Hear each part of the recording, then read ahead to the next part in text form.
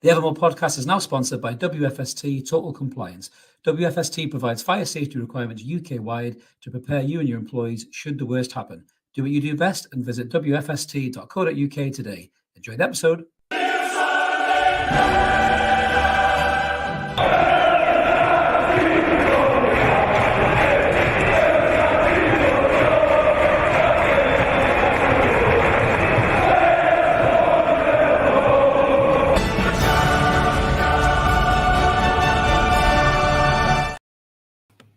Good evening, everyone. Welcome back to the Evermore YouTube channel. It's Monday night. It's 10 o'clock. Mark and I are back asking the same thing we ask every week. What is going on? I'll tell you what's going on, Mark. Newcastle United are back. First pre-season game, mate. How about that?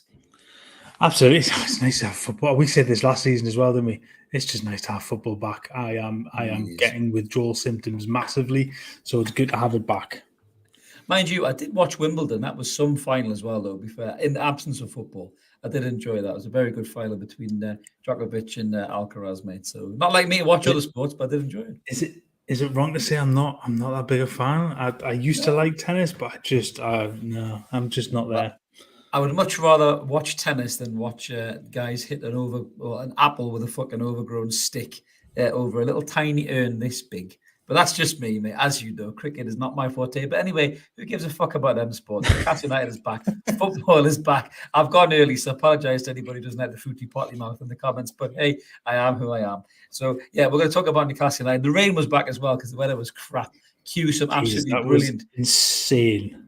Yeah, cue some brilliant videos, I must say, from a certain Newcastle United YouTuber who that was a great clip. I must admit, anyone who didn't see that on social media, that was a great clip, by the way. So yes, I'm sure we'll talk about all things Newcastle in a minute. Just before we do, a little reminder: if you're new to the channel, you're just checking us out for the first time, good to see you. Click that button. We're over 450 subscribers now, so thank you so much to everybody who's smashed that button after a certain rumor has it video offer a big long name that we struggle to pronounce. What is it again, Mark? Kavicha Kvaratskhelia? Is that what it is? Is that what it is? Yeah, of course. Yeah, I'll give you that. I haven't got the round of applause lined up for you tonight. No, I'm not being greedy. I've had enough round of applause off that one, mate. So I'm not being greedy too much. But we are live tonight, guys, as always, as well. So please jump in the comments. Loads of you have already been in the comments early doors. George is really prepared here. He's gone early because he wants to comment because he won't be able to make it. So thank you very much, George, for using the initiative there and commenting, even though you won't make it. But check us out on the replay if you can. I've got a comment there from Mark Fleming. Our transfer targets are going in slower than a Macamon mastermind. Unless it was how many sisters he's dated, then that would be his expert opinion or category, probably, Mark, wouldn't it? And he'd do really well on that one. So can someone knock on Dan Ashworth's caravan door and tell him to get back to work ASAP? Yeah, good shout, Mark. And Mark has also chucked in a £2 donation. So thank you so much, Mark. We really appreciate that, mate.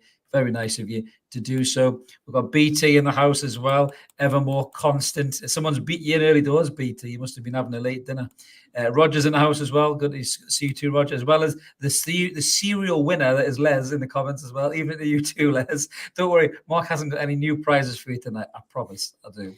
And we've also got Unai Emery in the comments, or masquerading as Ian Brownlee. Good evening to you too, mate. Unai Emery is here. Right, so let's get stuck in then, Mark, before we get into loads of comments here that we've got flying in. So as we said, Newcastle United were back in the piss and rain, taking on Gateshead. Now, before we talk about the game, the lineup came out, and this was the lineup if anyone hadn't seen it. And I don't know about you, Mark, but it was almost like trying to solve a maths quiz like problem on Countdown. I was trying to figure out where all these people were playing. I think we tweeted a supposed lineup. Young Dan Wales, Evermore member, very, very rare these days because he's so busy. He was at the game, and I even texted Dan and said, Dan, what the fuck is the lineup?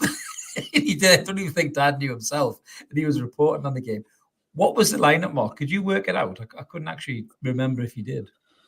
Trippier started further forward, didn't he? The wing. So Manquillo started at the back. Trippier started further forward, and then it ended up with, I think Lewis was playing left side. Richie was playing right. No, was Richie playing right side of midfield? I can't remember now. I'm trying to get my head around it. But they moved it back anyway, so Trippier ended up playing further back because the first part of the game they were a little all over the place. But I think to come to it and go, there were people.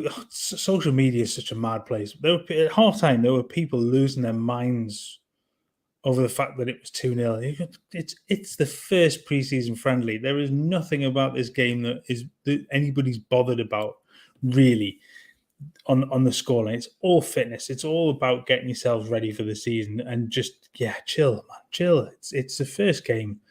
And I think it's just available players, wasn't it? With the group that was playing internationals weren't available. It was just putting a team together to play Gateshead. Look, it's just, that's all it is. You try and fit 17 defenders into 111. It's quite funny. I did think Steve Bruce picked it, I must admit. The amount of defenders that were in there, I was starting to wonder if he'd hijacked the lineup. It was a cross, wasn't it? Bertie for Scotland that tried to play 8 at the back or something daft like that once with no striker. That Bertie votes? I do think so.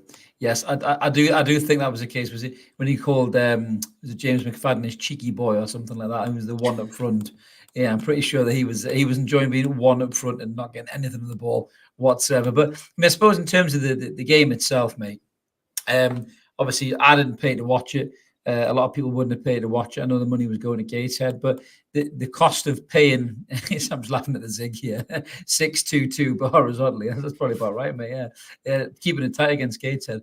I think a lot of people were a little bit uneasy about paying for a pre-season friendly, regardless of where the money was going. Obviously, Rangers is on tomorrow night. I think that's $7.99 as well on the Cash United TV. Some people are happy to pay, some people not.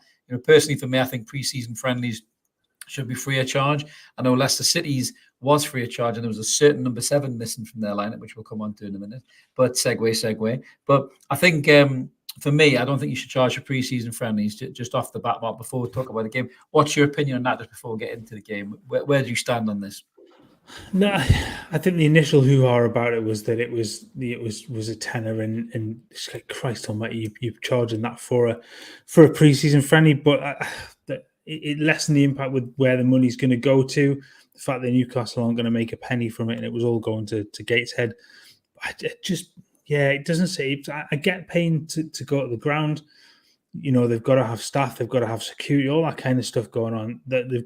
That's fine, but to me, for pre-season friendlies, they should be. I own the side of there should be a YouTube job. There should be a free on your website job. It shouldn't be a pay to watch thing for the friendlies, because you're not going to get all the first team. You're not going to get your star players some of the time. So what are you paying for? It doesn't sit right with us. But look, it happens. Every club does it. Most of the Premier League clubs, they said Leicester didn't. I applaud them for that, because I thought that is a good move. So yeah, it's one of those things. People will be happy to pay for it. Like I say, it just doesn't sit right with us. No. I mean, it was very much a game of two halves as well, wasn't it? We were a bit ropey in the first half. I mean, their keeper pulled off some good saves from Matt Ritchie, and I think Longstaff should have scored a couple. Maxi looked like he was buzzing around a bit. Then we ended up going, was it 2-0 down, I think, wasn't it? 2-0 down to start with, I think. A couple of very leaky defensive moments. So I was just going to say, mate, what was your... I mean, it is the first game. It's pre-season. Yeah. We end up winning the game 3-2 anyway. So it's irrelevant. But what was your take on that, mate? Is it just a case of the lads are just getting rusty, just trying to get their groove back, so to speak? A lot of different faces, I think, in that sort of lineup. And yeah, I mean, Dan Burn looked like he did on the first day of training. He didn't need that coffee. Fairness, he didn't know what day it was at one point, I think. But look, it's all about getting themselves prepared. It's not about the result. It's not about the performance in the first game back. You're starting to put in the fitness work and getting proper game time in, and that's all it is. So that he can have an absolute mare for the next 3 or 4 weeks and be perfect for the season, and nobody's going to give a shit about it, are they? Yeah, no one gives a monkeys really. But Ash is right there. We're seeing a 10 on Saturday and £8 on Tuesday. Takes the piss a bit. Villa were selling their friendlies, but doing it in bulk, like bundles of 3, which I think is a good idea. So give somebody a pre-season package. If you said to somebody, right, it's £20 or £15 for 6 games, people will probably pay that, because it works out like a really good price per game. But to charge somebody that much, because the game obviously Tuesday is £8, right? And to be fair, that they're saying some of the funds are going to go to Alan McGregor's charities, but the rest of the funds won't. But what about the ticket money? The ticket money for that game? Yes, you'll have to pay for some of the staff and stuff like that, but surely the gate, a huge percentage of the gate of that game is going to go Alan McGregor's charities, surely. So why do you need to charge Newcastle United fans, a further £7 to watch it from home but people outside this country can't even watch it probably unless they got a VPN. Yeah, it's like I said, I think in that regard, donate to the fund and put it on. But yeah, the gate receipts will go like a testimony where the gate receipts will go to the charity. I think the vast majority of the funds will probably go to the charity as well from the online stuff. They've got to take part in terms of putting it on. It's going to cost them to actually put the thing on live.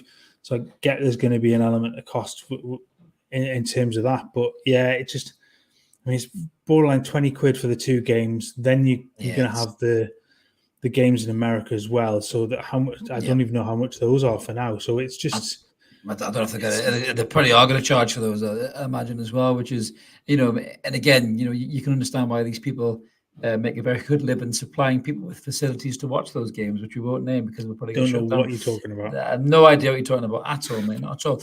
Roger's saving the day here with a great comment, a great subject change. Of course, you can put a link to your blog in the comments, Roger. We love you in the comments, mate, so don't you worry about that at all. Very nice you asked, but by all means, mate, put a link to your blog in the comments. If people want to read Roger's blog to find out why he couldn't watch the game, definitely have a look at it. Roger's very open, honest about some of the things that have happened to him and stuff like that, mate. But yeah, thanks for asking, Roger. But of course, mate, you're more than welcome. Not a problem at all. So moving on to the game, Mark. I mean, there's a lot of comments here as well about the, Cavra and Madison, all this stuff. But just talking about the actual game itself, the young guns kind of came to the rescue, didn't they? So the goals that went in, I think it was. I think Anderson set up Maxi set up Anderson, tidy little finish, and then I think Lewis Miley, who's grabbed a lot of attention, obviously after that Chelsea cameo when he hit the bar. Again, he looked good when he come on, didn't he? He set up a nice goal for Jay Turner-Cook as well, with a tidy finish made to win the game in the end. That was the finish of the day, wasn't it? That was a lovely ball, brilliantly weighted sort of ball to Turner-Cook, and that finish was a kid in confidence, and it was definitely. Look, he looked good. I thought Elliot Anderson in the parts looked the Elliot Anderson that we saw last preseason, where he looked like he was going to take a step up, and maybe that's the same again this season. He's had his moments during the Premier League season. So can we see that again this time round, where he has a good preseason and is knocking on the door of the first team again?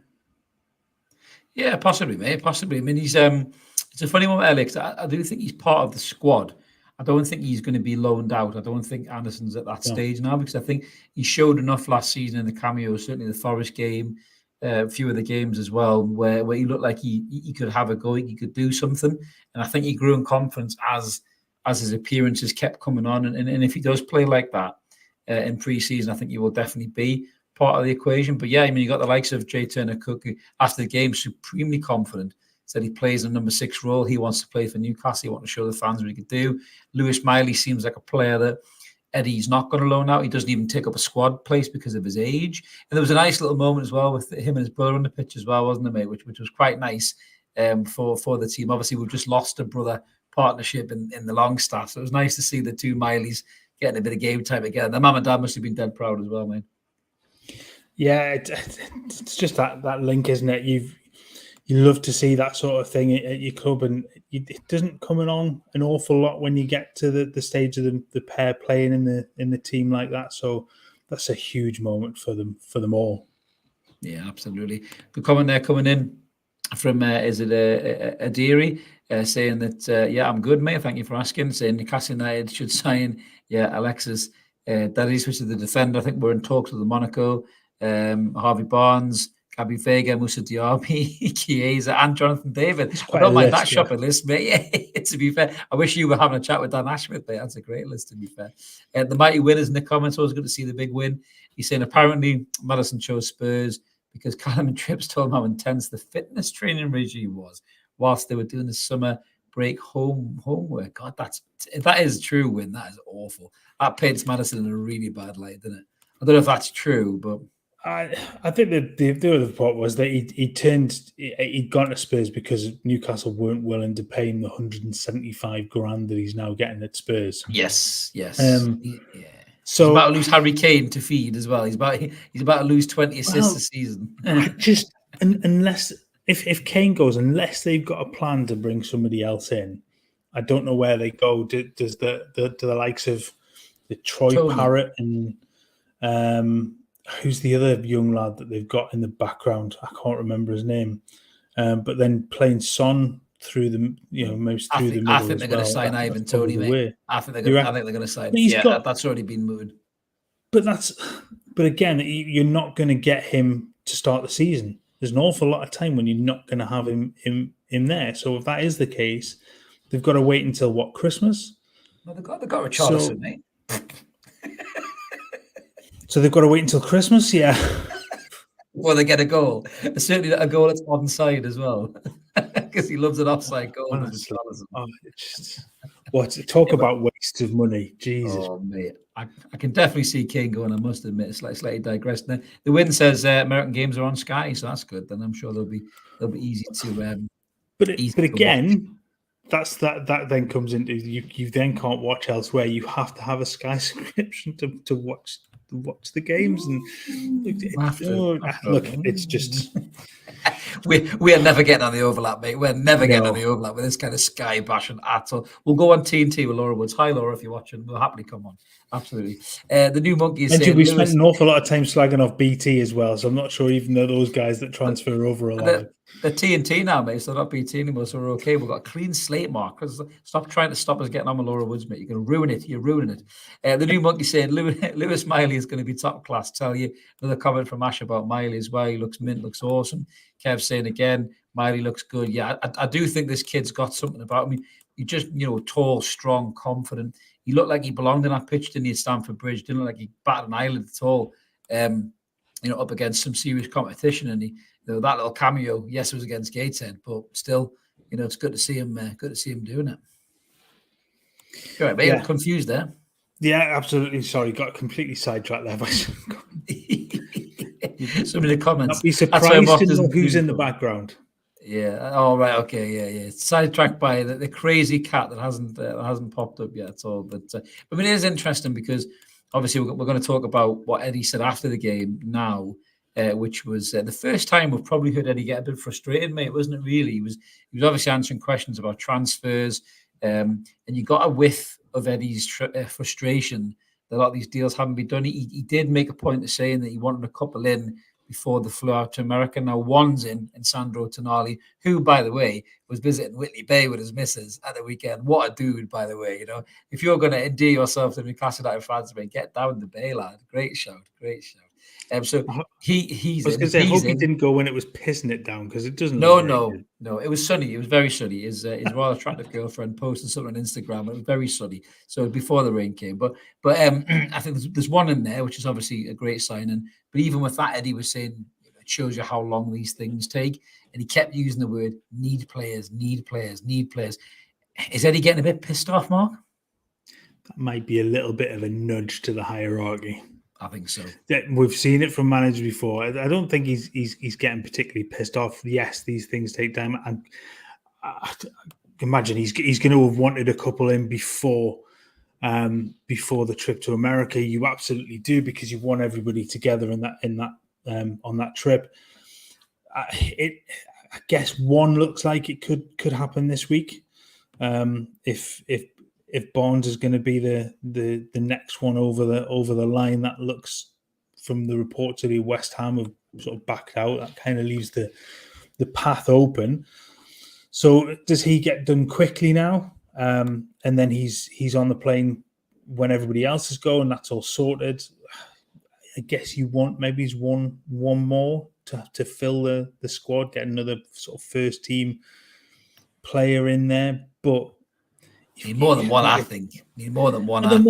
I think at least one who is absolutely first, starting quality to go, so everybody's up to speed, and then you start to kind of fill out a little bit more. But look, these things do take time. We've seen with some of Newcastle's transfers before that they do take time, and they get the right player in the end. And I think that's all it is, that they're absolutely trying to do what they can within the remit that they've got, within the bounds of FFP, trying to find the way round that, and then you've got to find the right character, and it's very much about who that person is. It's not about the skill level, it's not about the ego, it's not about all of that. It has to be, are you right for this team? And doing all of those things at once is just going to take time. It is frustrating, but look, I mean, you have fans again losing their minds over things. You've signed Tonali. He's a very good player, very good player, mate. Add to that, I list, when you look at the spine, the spine of that side now: Pope, Botman, Bruno, Tonali, Isak. That's a hell of a spine to build around. And yet you haven't even chucked in Bruno and Joelinton and Trippier, and nope. You know, I mean, I think as Zig was saying there in the comments that maybe the journalists were right about the small budget and the cash flow. We are going to have to shift some players out, but we have got loads of deadwood as well. I think Ash is saying as well that Barnes and Dizazi are looking good. I mean, I can see both those deals coming off because, certainly with a young player like Dizazi, I know Maguire's surplus to requirements at Man United because they're sniffing around them as well. But I think, at Newcastle United, there's a real positive buzz and vibe about what's going on there in terms of, Champions League, pushing up, progression, the fans and everything else. And there is a big affinity, I think, in amongst the French football nation about Newcastle, because we've had a lot of French players over the years and we've been exposed to that, to that country quite a lot as a club, and I think, a lot of these young lads would have grown up watching maybe Newcastle playing in Europa Cups and UEFA Cups and stuff like that. Do you know what I mean? So it's a good chance they've probably seen that, or seen some French players playing like Kabay and Debussy and guys like that they maybe looked up to as players. So I do think, if we can get that kid done, he's an absolute beast. He can play centre half, he can play, in a wing back position as well. So that covers, again, one or two positions. I mean, we need some cover for that left back slot. But listen, if we end up going into the season with Dan Burn again, we'll go to the season with Dan Burn again.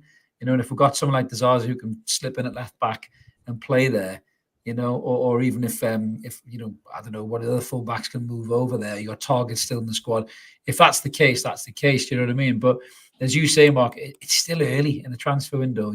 I think Billy's hit the nail on the head there. Got to see in the comments, Billy, saying, "Great show, lads. I think we need to remain patient regarding transfers. The hierarchy won't be held to ransom, and in the long run, that's only going to benefit us, financially." We are struggling, Mark, because of the sins of the past, really, because of the lack of commercial revenue in this football club. So we can't go out and spunk money up the wall like Man United or even Spurs, the way that they throw money around. So if they beat us out to Madison because they give a better wage package, we just can't swing that, can we? Because we can't afford it. Really, at the minute, that's just the way it is.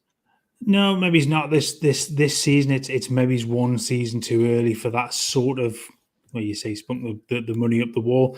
Somebody did a great sort of comparison between Newcastle and Manchester United transfers over recent seasons. I saw that on Twitter, in terms of the amount of money spent on each player, and the difference was staggering, considering the quality of the player that you match them up against. And it's that point of you've hit the nail on the head, not being held to ransom for players that you go after. If the price isn't right, you move on, you find the next one, because it has to fit around the current model. In a season's time, in 2 seasons' time, you can probably afford to go, the extra 10 million or whatever isn't much to us at this point. Is the club thinking that their extra revenue in terms of the commercial stuff coming through the door, the extra revenue from a few seasons worth of European football, of a continued high finishing position in the Premier League, those tens of millions then become next to nothing.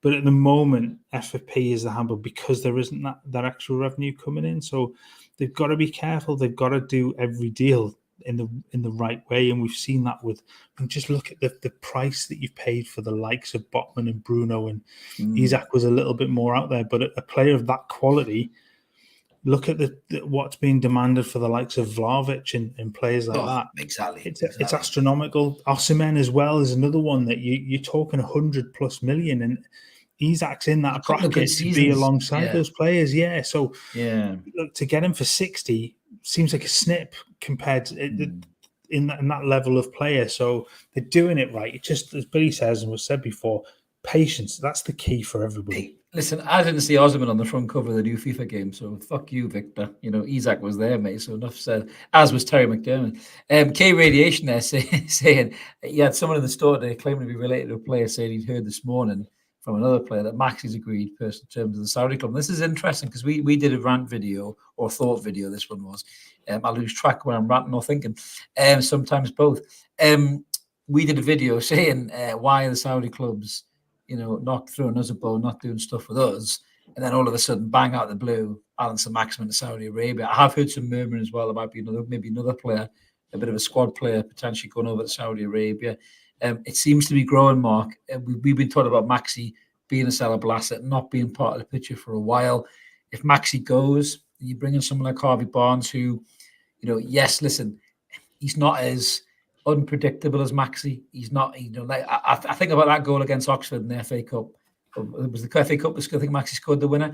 And there's no other player that does that kind of thing because he just does it out of nowhere. He's running with the ball. You're screaming at him to pass it. He skins 5 or 6 players like Ben Arthur did that goal against Blackburn, and he smashes it in the top corner. And you go, oh, fair enough then. You know, Harvey Barnes might look for that pass. He might look to slip Wilson in. You know what I mean? Because he's more of a consistent player who makes right decisions at the right time. Whereas Maxi's mind just is on a different frequency, like those mercurial players are.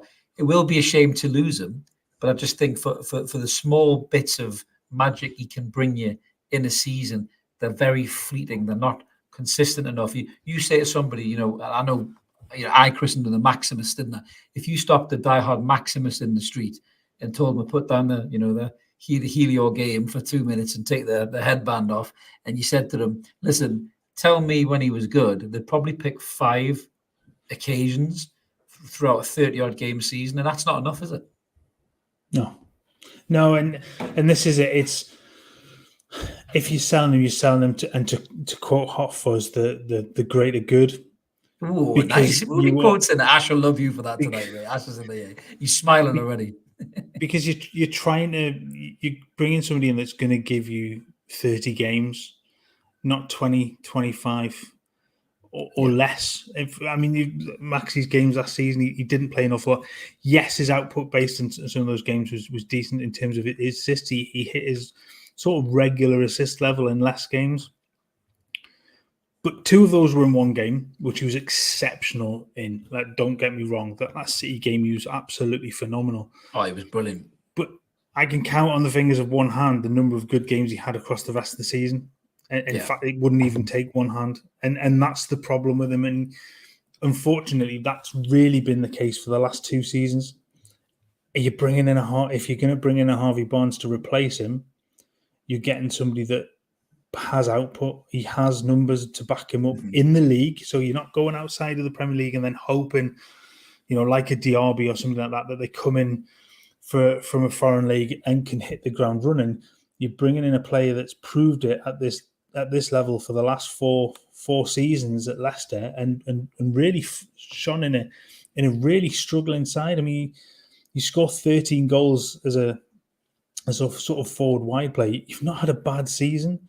And he's scored and he's assisted regularly across the last 4 seasons. So I just think that if you are doing this for the greater good, then that has to, you know, you're going to have sacrifices. You're going to lose players that you become, you know, you love. It happens in football. It has to happen to move on to the next stage.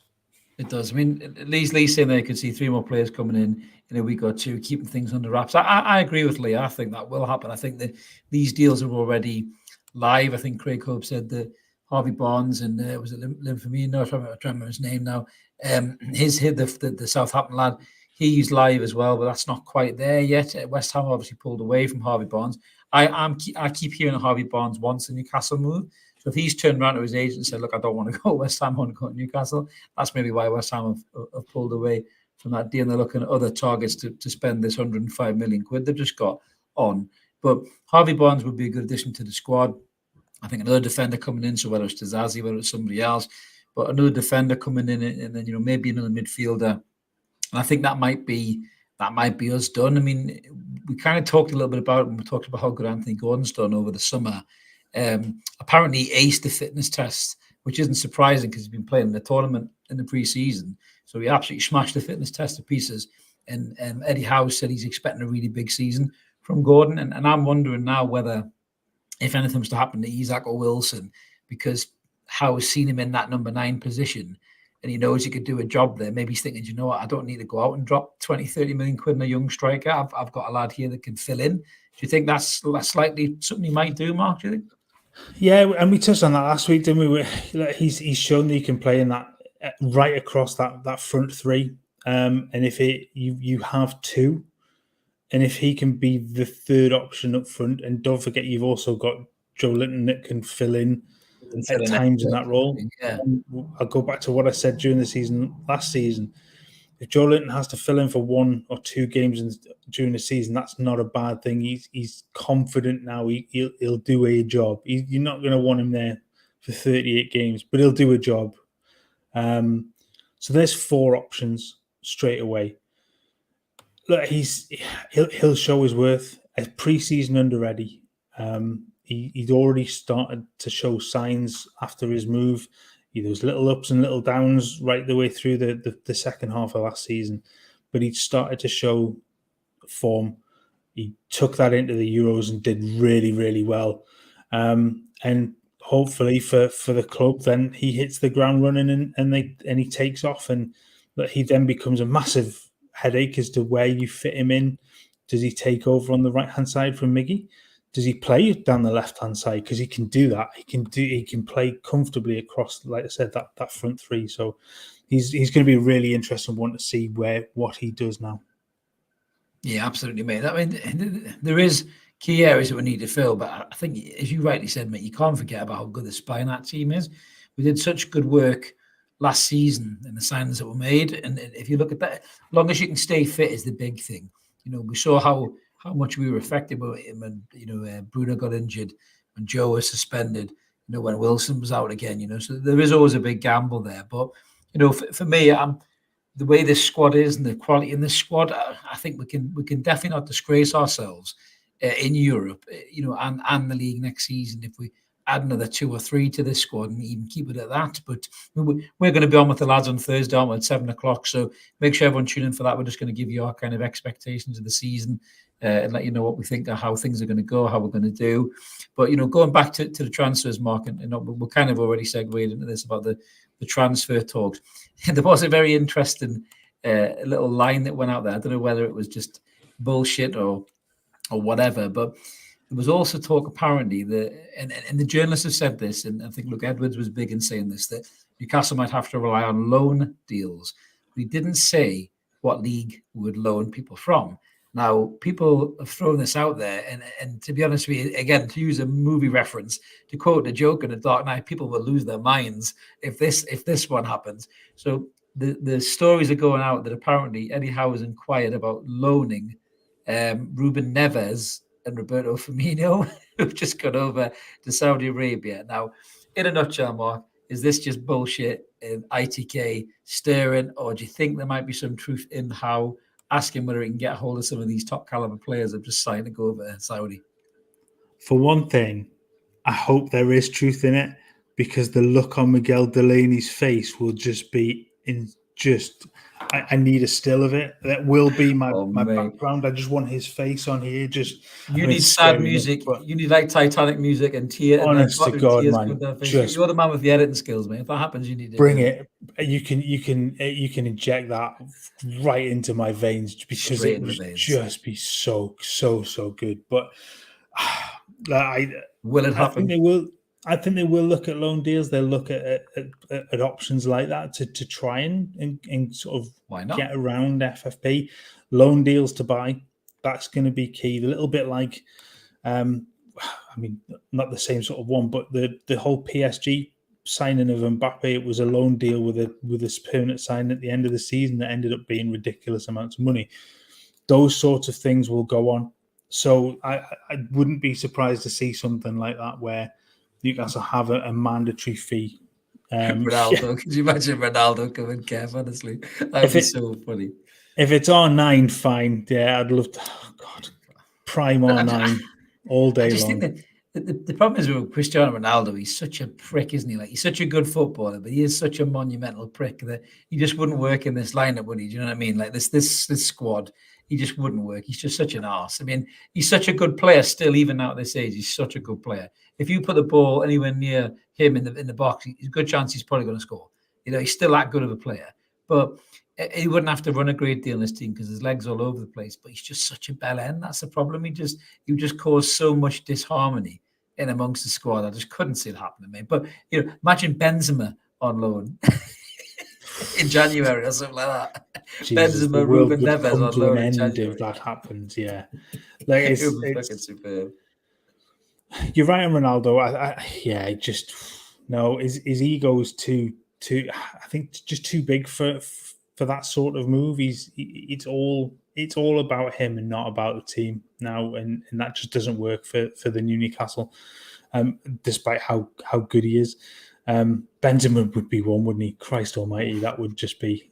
Yeah, he would score a few goals, but then again, you're not gonna with Wilson and Isak sitting above. He's not going to come in and sit behind those two. So at the very least, you're looking at a player that is going to be comfortable coming into a battle like that and not expect to be number one. In that, yeah, you know, is it or you're number 9, I guess. So yeah, I think at most you're looking at a younger player to come in and do that job. But I think the loan deals to kind of fill out the squad elsewhere, maybe as a defender or another midfielder to come in and just bulk out the squad for the games ahead. I think, what is it, a minimum of 46 games this season, and that's if you were to get knocked out in the first round or first round of competition in both domestic cups and go out in the Champions League group stage. So there's an awful lot of games to start with, and then if you go on a deep run in anything, then it's 50 odd games you're going to need to maximize the squad completely, and some of the players that are already there just aren't good enough to do it. So there needs to be work done. Yeah, I think there'll be some movement in Newcastle United. I think towards the back end of this window, I think we'll get a couple of the permanents in. Maybe these loan deals, if we're moving people out, you know, Jeff Hendricks, your Isaac Hayden's, you know, what you would call a deadwood, you know, and you know some of them have served the club quite well in stages of that Newcastle career, but they're nowhere near the qualities you say, Mark. They're not going to get in this picture. They're not going to play in the Champions League, not going to play in the Premier League. They'll barely play in the FA Cup or the Carabao Cup. That's how low down the pecking order they are. We've just talked about the young lads, Lewis Miley, Elliot Anderson, you know, Turner Cook. You know, these guys are showing more at a younger age than Hayden's got left in the tank, that Hendricks got left in the tank. So these guys are going to be gone. So yeah, you do need to fatten out that squad depth a bit. I mean, I think last season Newcastle had, arguably you could say, we had a good 15 players. And then outside of that, we were really struggling because you were talking about. I mean, even Matt Ritchie, I know, who's hung around in the squad. You know, he's not got a lot in terms of the legs. You know, the desire's there, the hunger's there, and the mentality's there. I saw him on the training pitch, going up and high fiving the young lads and giving them all this on the first, you know, back video, and that's what I think Matt Ritchie brings to the squad. And I think he'll end up being part of the coaching setup when he does hang the boots up. Because he looks like he's got that in him already. But in terms of a player, he's not going to offer you a great deal, but he's still in the squad. Same with Paul Dummett, still in the squad. But we do need to add some more quality, because when games aren't quite going our way, you know, like say, for example, if Harvey Barnes comes in and, you know, Maxi probably will be sold, but let's just say Maxi isn't sold and Maxi's on the bench and we're struggling to break a team down, and all of a sudden you've got Maxi come off the bench to do something, you know, and then he maybe can stay in the team for the midweek game in the cup, and Barnes can take a step back. But you need players like that in your team and your squad. That's how all the better teams fight on all those fronts, and we just haven't had the depth, you know. So I think you're right, Mark. Depth is something that needs to be bought. But in terms of these loan deals, we've been offered loads of players all over the place. But I think one of the lads said earlier on in the comments, everybody wants a slice of this cash pie from Newcastle United because they see the Saudi wealth, and the Saudi league probably doesn't help Newcastle in the negotiations because they see this kind of exorbitant wages getting thrown at people, and they think these guys have got money all over the place. We'll tell them we want 50 million for Ward-Prowse or whatever, and they'll be thinking, fuck off, it's not worth that. But because Newcastle have come calling, the inflation goes up, mate, doesn't it? Yeah, and I think this comes back to what Newcastle have been doing, is that they're not being held to ransom. They're not going to go, well, we was talked before about the English tax for English players, and that sort of exists. The Newcastle tax will be there about, well, it's Newcastle. They've got the richest owners in world football. They're going to be able to pay the extra. Well, no, Newcastle won't pay the extra because they're not going to go down that road. And quite right. So by playing the long game and just saying, if you're going to start pushing the price up, we'll walk away. We're quite happy to walk away from a deal that we thought was there, and we'll find somebody else that is willing to deal. They're just not going to get into that pissing contest with clubs that are going to try and hold them over a barrel. They're sensible enough to have not got into that contest already. So look, it's everybody wants a piece of the pie. They're all some of these you see already the players heading across to that want that money. Christ, but he's £700,000 a week for Jordan Henderson. Jordan Henderson, bloody £36 million a year. That's incredible. Every one of us would take that money for a year's work. Of course you would. And then retire. But it's astronomical, and you understand why people want more and more. That, look, can we get rid of some of our players to go there? And Newcastle going to be the beneficiaries of sort of this? So can we get extra money out of them? Everybody's going to be trying it. Yeah, Chelsea and Liverpool are exactly like that.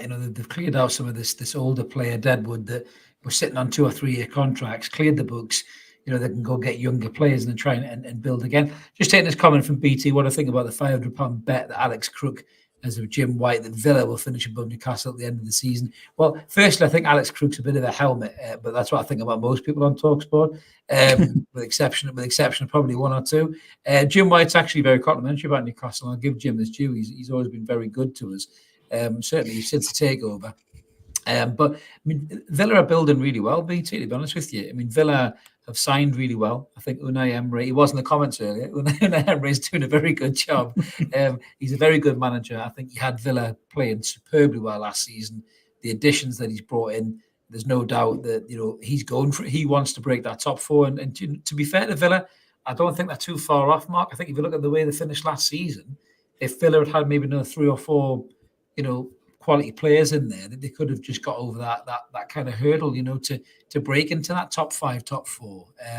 That they will be a threat this season, 100%. Villa. If we want to be, if Newcastle want to be in the top 5, top 4 again, we're going to have to get over Villa, I think, on the way.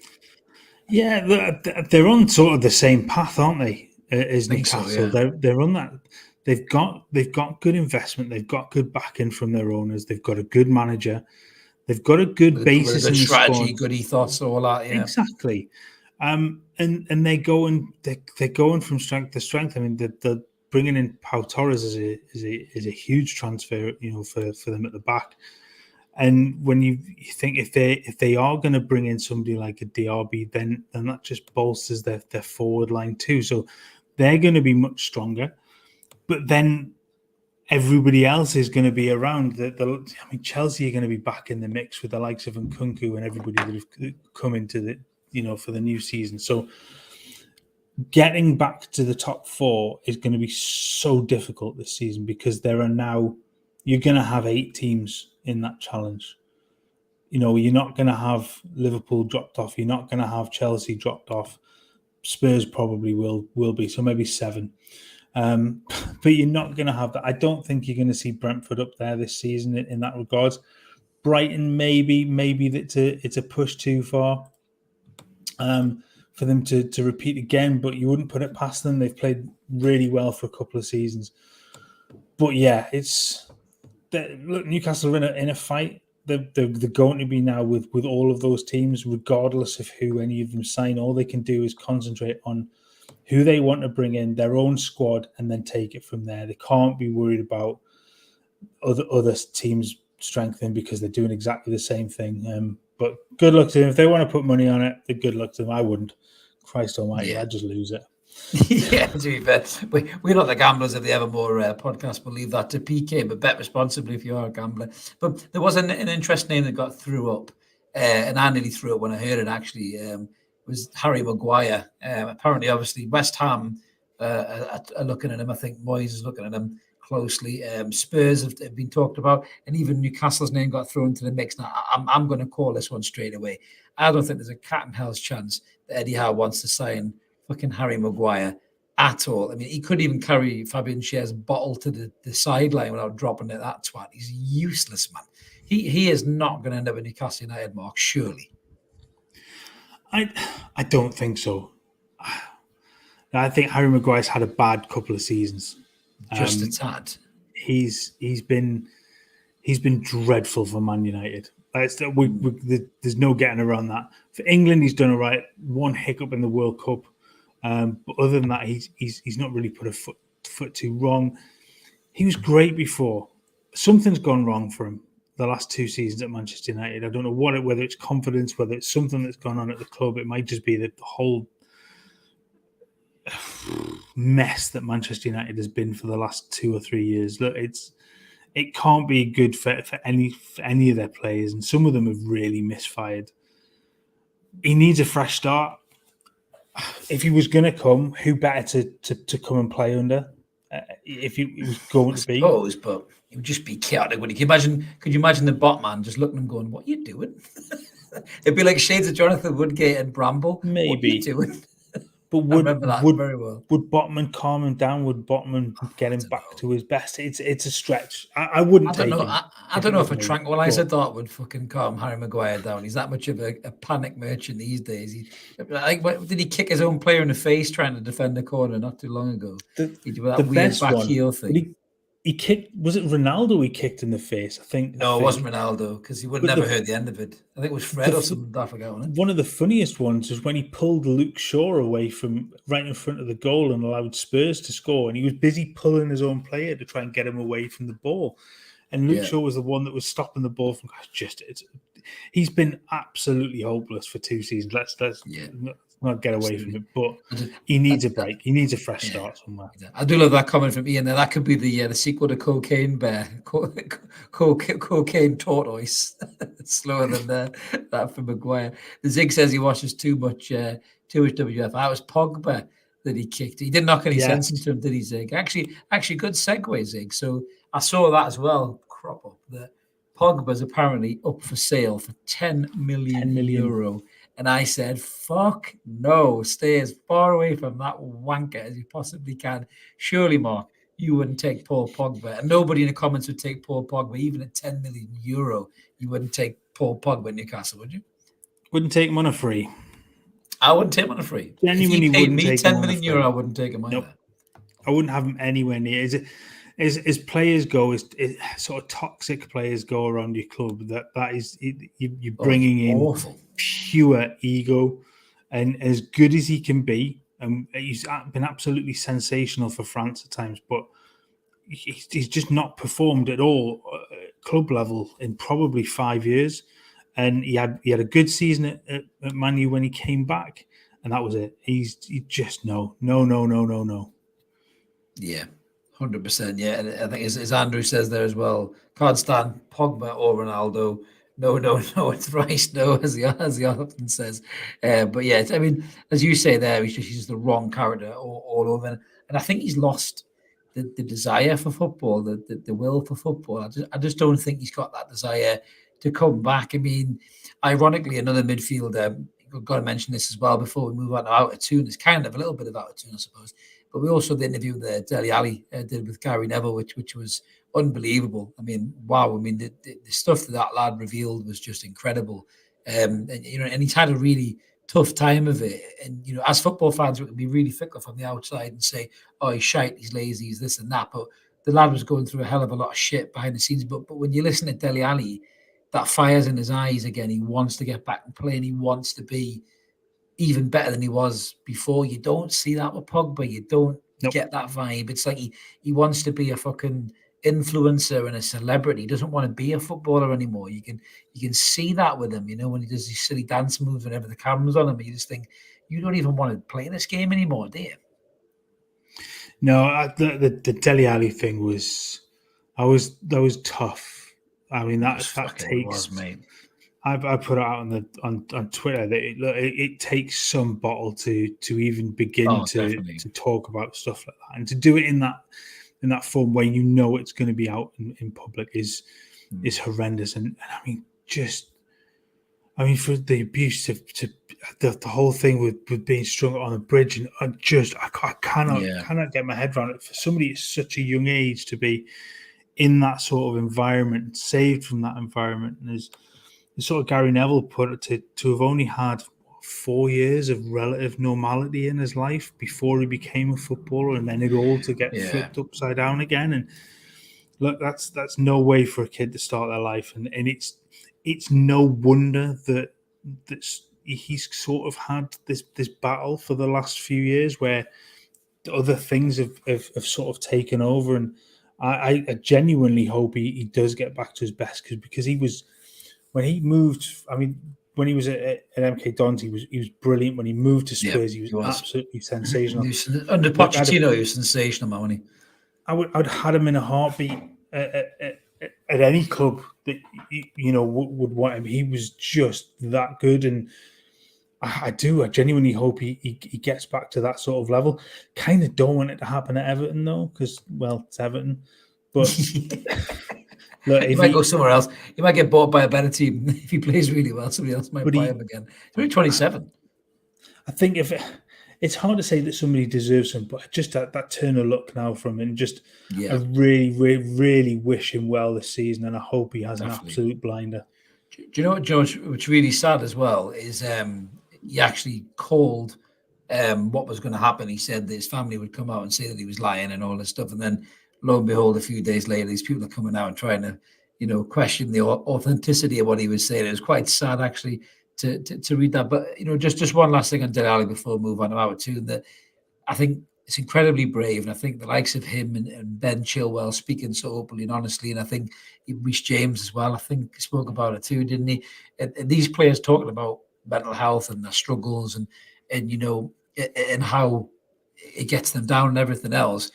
I think you look at players like Gaza with the demons that he had, and the vices that he found to try and cope with that. You look at the tragedy of Gary Speed.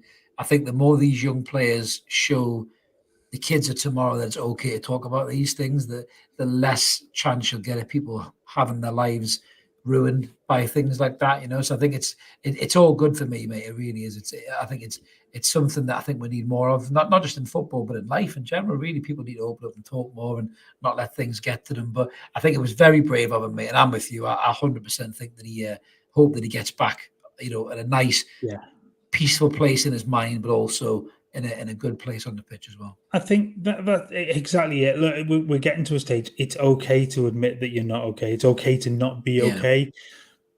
It's then the next step, and just knowing that there are people that are out there that are willing to listen and willing to help, and it takes guts to do it. It takes guts to open up and talk about how you feel. And there is still that stigma as a bloke, especially, that you're expected to just be on it and just get on with it. And the phrase of "man up," I mean, we've all used, Christ Almighty, we've all used it at football players in the past.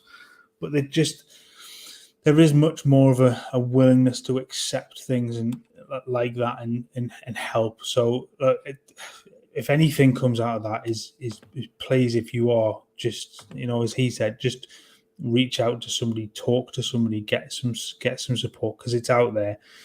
And that if that, like you said, if it helps one person, then that it's been worth it to do.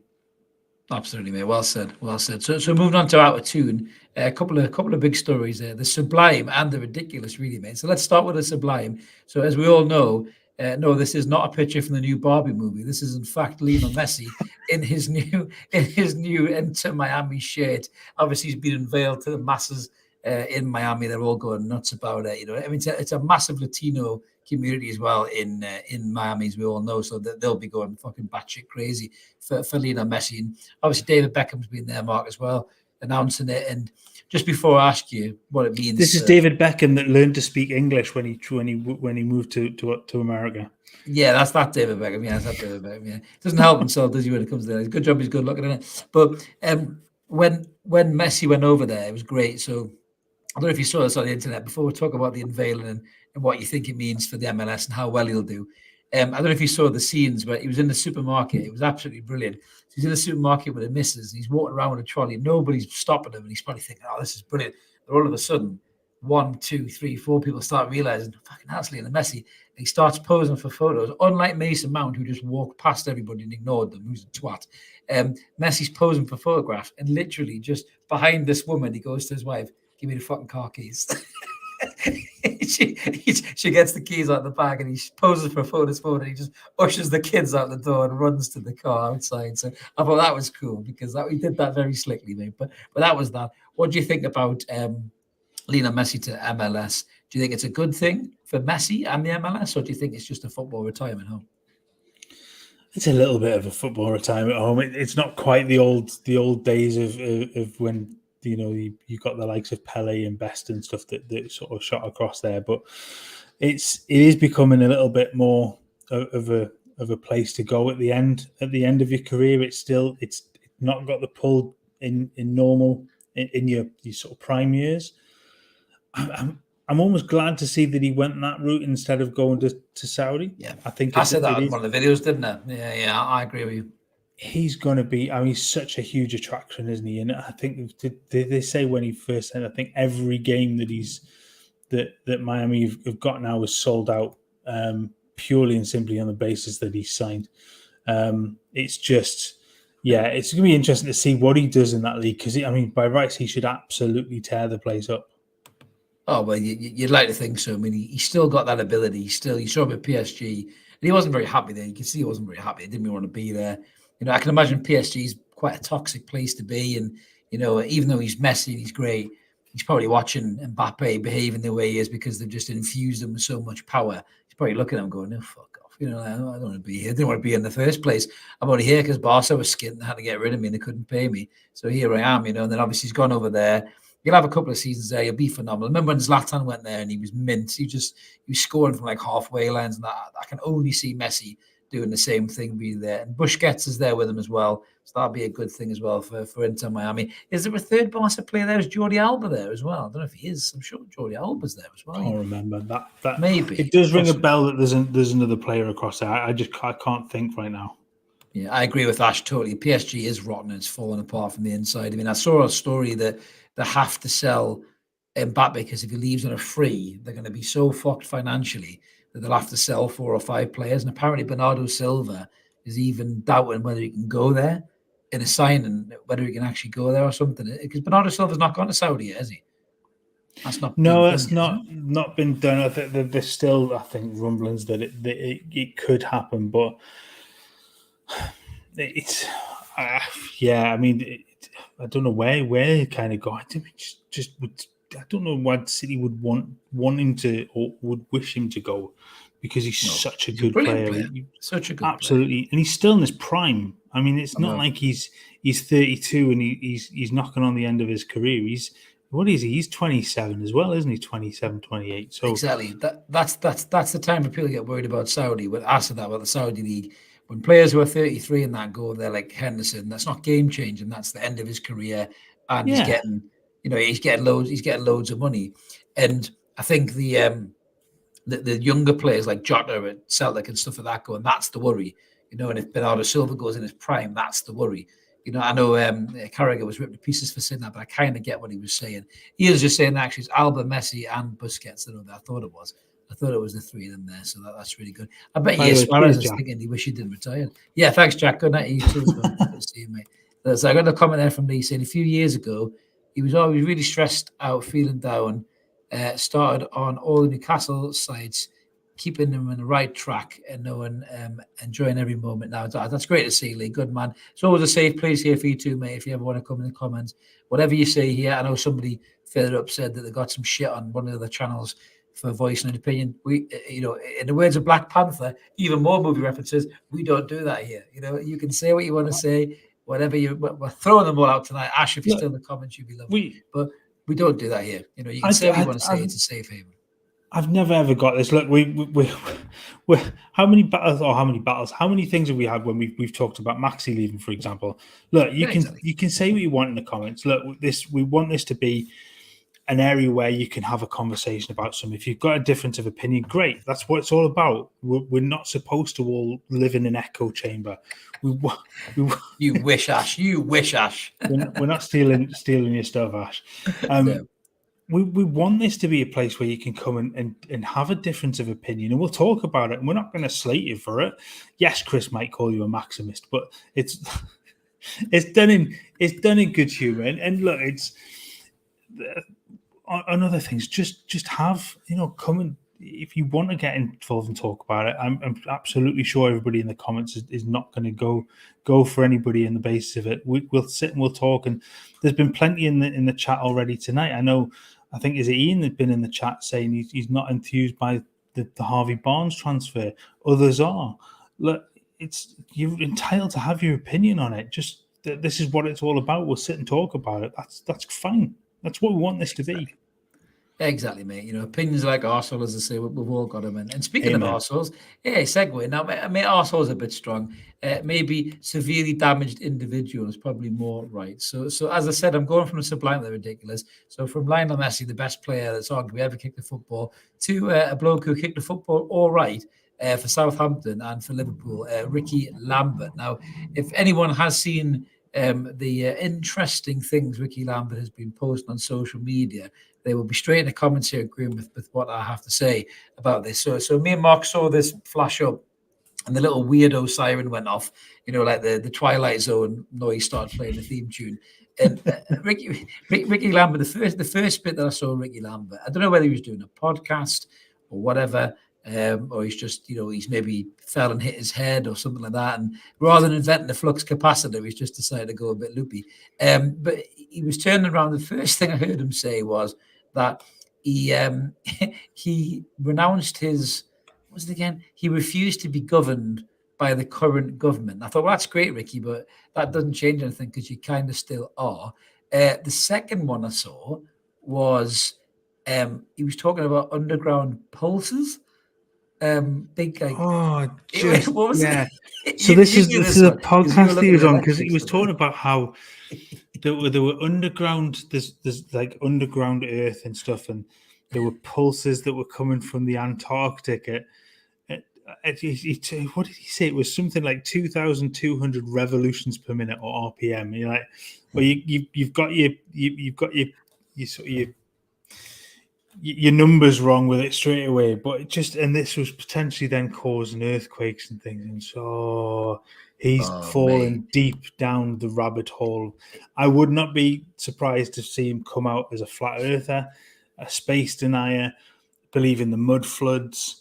He'll believe COVID's a hoax, as dinosaurs did. Yeah, dinosaurs are fake. I mean, it was the most bizarre rambling I've ever heard, and somebody put in the comments there about talking nicely to water. Yeah, well, this is what I was going to do. So the 12th man has just reminded me here. So Ricky Lambert had said, so this is a glass of water, and he was saying that people have done experiments where you talk nicely to this glass of water, and I say, hello, water, you look really good today. Look at you filling this glass so well. Good on you, H2O. You are fantastic. You are great. You and oxygen have got it going on. Well done. Well played. Apparently, that is going to cause. I'm so clipping that. Yeah. Hello, water. You're looking nice and wet today. So apparently, crystals. It's a different story. Yeah, we're gonna get the dirty sex spots now in the comments because I said the word wet. So he said the crystals formulate apparently in the glass for positive energy, and then when you do it negative, it goes black. All I kept thinking about was the goo in Ghostbusters 2 where it starts going like and the thing and going baby. Fucking, yeah that way. But we're definitely getting the sex spots of that dirty comment. But like that's the only thing I could think of. I was like, is this bloke just watched too many movies and he's just completely fucking lost the plot or what? Do you know what I mean? I just don't get it. What was he talking about? This is what happens when people have too much free time and they spend their entire life. Ironically, for a show that's on YouTube, when they spend too much time on YouTube, and if they fall down the rabbit hole of looking at one video, and then all of a sudden the suggested videos just take you on this little magical tour of the world's conspiracies, and you're just like, oh my god. That was a BT. Gratitude. I mean, listen, I've read some books and listened to things, you know, when people talk about positive mental attitude and all that. Do you know, I won't piss on that because I think that's really good. But we're not going to sit and talk to what or other. Let's be honest with you. Fuck me. You don't see people sitting talking to the sea and be, hello, sea. Be beautiful today, be wonderful. And then all of a sudden the sea just gets up and goes, well, we're not fucking Moana. Do you know what I mean? Like, what is he talking about? We don't talk to the water. I mean, the guy is clearly either all these years of heading the ball has fucked him up, or because he's retired and he's got nothing better to do, he's just sniffing line after line after line. And then he's going on podcasts and being completely mental. So I don't really understand him, mate. It is truly bizarre, and look, I know there are lots of people that don't. What's that? If he starts claiming electricity, he's reached Kabul on Weir, lock him up. Honestly, look, the tweet about the government. Look, there are lots of people that don't like the government. There's lots of people that don't like the establishment, that sort of thing. Fine, I can live with that. But this whole conspiracy thing and just the most bizarre thing, and the sort of the same vein as sort of Latis went with his anti-COVID stuff and all that kind of things. And honestly, it just. But yeah, I think that as Ronald puts in there, where's Latis come from? I think it's just the fact that they both played for Southampton has just been that's the only link there. He's not at all linked to this, as far as I'm aware. No, he's not. Just because he has very interesting views, I think. But the podcast itself had the two blokes on it with Ricky Lambert, and I can't remember her name. Ash will tell me in the comments because they were professionals. They were professional people though, and they were still talking weird. Yeah, I think they're professional conspiracy nuts jobs. But I think the other one was an X Page 3 model, I thought, something like that. He's put it in the comments for it. I knew he'd be there for it. There you go. And they're just random, mess. Just of just I can never get my head around this. It really can't. I must say, I did love Andrew's comment about how he talks to his pints and still never refills. That was a great comment, Andrew. I did hold it up for quite a while there, mate, so I did like that one. But yeah, he was Ricky Papi, fucking hell. Can you imagine the world we live in there? I think we would all be voting for Willy Wonka as the opposition leader. I think if that was the case, he might be a bit more sensible than Ricky Lambert. But yeah, on a serious note, if Ricky is having some serious trouble, let's hope he does get some help. But I don't know whether he's been, like you say, watching things, reading things, and he's just fell down that rabbit hole. He's just got a little bit tin foil hat, tin of beans under the bunker at the garden kind of a thing, you know. And yeah, who knows? Can you imagine him talking to like his Scouser mates from back home with all this bollocks? They'll just be like, what are you talking about, mate? You're talking shite. Sometimes you can't get through though. Look, if you are that far into the rabbit hole, you're not coming out anytime soon. And the more you get into it, the less you start to believe anything that anybody else says. Like I said before, you get into this echo chamber. Everything you watch agrees with suddenly your view of the world or what's going on. So you're just backed up by everything that you watch on whatever platform that you're on, and a lot of it's moved off YouTube onto other stuff because YouTube won't give it the space. But like that also with the school shootings that was found guilty of trying to claim it was a conspiracy and all that crap as well. So yeah, there is some real screwballs out there that just have very out there outlandish kind of viewpoints, and some people latch onto them, don't they? Hey, but fucking hell, you know. We'll just each to their own in it. But Lee said he's got a smartwatch, not that watch. Hasn't told him the lottery numbers. Exactly, mate. You need to be asking the water. That's exactly. Ask the be nice to the water. Yeah, if you tell the water it's beautiful and wet and moist and all that other stuff. God, those bots are coming on there with these words. But yeah, if you tell the water that, then I'm sure you might get them in lottery tickets, mate. But speaking of which, we're all done tonight. I think it's time for us to all go to bed before we all start going crazy. We're going to go crazy like Ricky Lambert, I think, at this rate, mate. But just leaves me to say thank you so much to everybody who jumped in the comments. We always love it. It always helps the episodes flow. And as I mentioned at the start, if you are new to the channel or you haven't checked us out before, please consider subscribing and click that button. All free content and ever more. We're over 4,250 subs. We've got loads of content for you. Live shows every Monday that you've just watched. We're also back on this week on Thursday. We're going to do that show once a month, just trying to get the band back together and talk a little bit about Newcastle United. And then we'll have loads of transfer videos as well as the odd thought of the day and rant. So keep it ever more. Like the video before Mark tells me off. Help get the channel growing around YouTube. Have a great night, everybody. Get some sleep and we'll catch you later. See you now. Take care, guys.